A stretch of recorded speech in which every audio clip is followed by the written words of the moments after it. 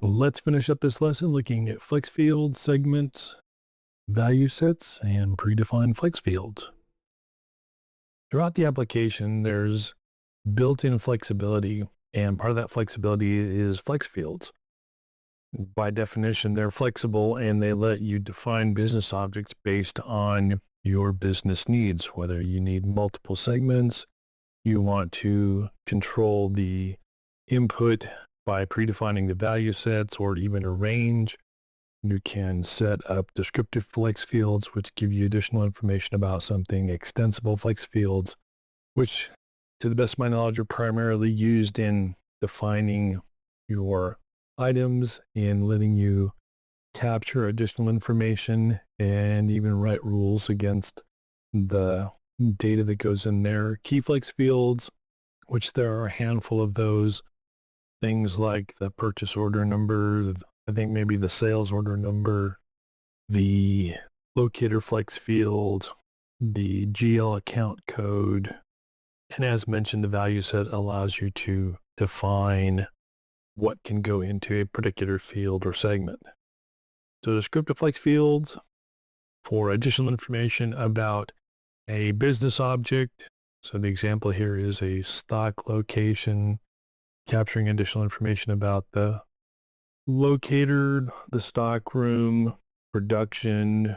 There's a myriad of places you're going to find the flex field where you can add additional information on almost any screen. Extensibles, they have advanced capabilities and provide a lot of flexibility on if you give me 2 or 3 inputs, I can actually calculate the fourth object. You can have them hidden. You can have them show up when you need them or want them. And if you take the product management class, you'll get a full dose of extensible flex fields. As I mentioned, key flex fields, they are mandatory business objects that need to be defined in the system. I mentioned a few of those. Again, that's part of that first pass. You'll need to define things in the system. So here's some examples: the order number, client information, part numbers, descriptions. As I mentioned, the locator is a key flex field, descriptive flex field, a sales rep, and the commodity that they're tied to in this case. Also in this example, the descriptive flex fields is 2 segments. So the item number, on this just example, you got an item number, quantity, where it's at, then the locator is a descriptive flex field. Sorry, the key flex field, the aisle, bay, level, bin, and the descriptive flex field looks like it's for charitable donations or something like that. So flex fields are available on most business objects. They can appear as just a text box, or you can associate value sets to the items. They can be context sensitive, which means whatever I put in the first box may drive what is in the second segment. You can also associate value sets. Value sets can be a list of numbers. You can tie those to an existing field. You can make it a range. You can set them up as dates. Just don't ever use the word date. You can have purchase date, deployment date, sold date, but date historically is a word that's reserved for the database. I made that mistake many years ago. Couldn't figure out why it wouldn't work. So here's an example of the value set. So we have the descriptive flex field, comms. We have 3 options. Comms, maybe it's computers, machines, furniture. Oh yeah, sorry, there it is at the bottom. And then based on what you choose, then you can decide who the salesperson is going to be. So the first one, you have 3 choices. I'm not sure how many sales reps there are. What can they look like? Well, you can set one up to manage the format. You can set up an independent list. You can set up a dependent list, which means in the first segment, whatever you choose there could drive whatever's in the next segment. So maybe that previous one, we have Joan and somebody else do computers, Bob and Sam do the machines, and everybody can do furniture. You can utilize a subset of an existing value set, and you can link it to a table by using a where clause.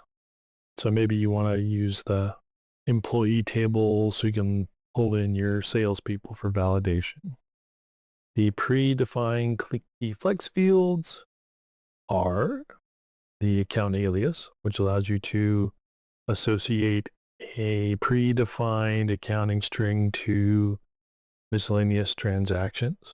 The inventory locator, so where you're going to put your parts away.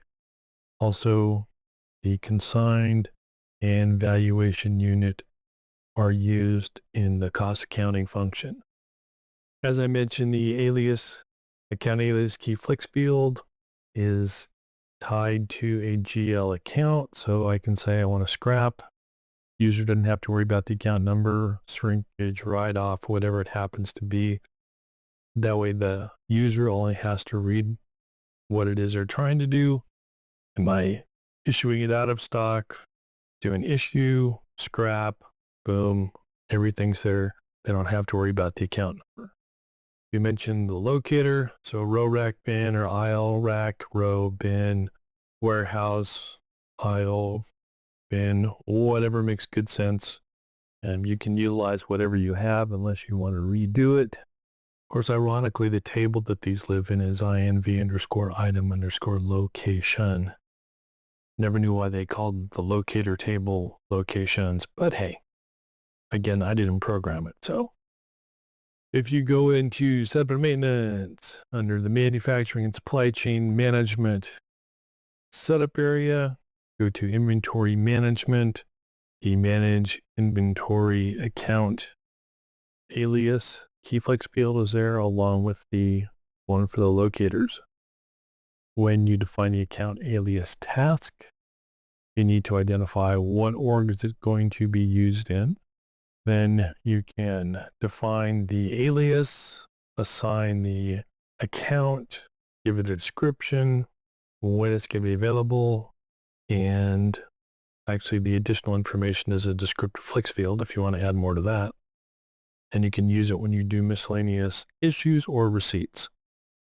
Make sure when you create and set up your flex fields, you always deploy them. You always want to see that little green check where it says deployment status. If you get an error trying to do a transaction, you may want to come back and make sure that it's been deployed. Click on that deploy flex field, give it a couple of minutes, and generally it'll be ready to rock and roll. So we've covered a lot of ground. We looked at inventory orgs, sub-inventories, locators. We differentiated the item organization, which is the item master versus an inventory org where we're going to manage materials.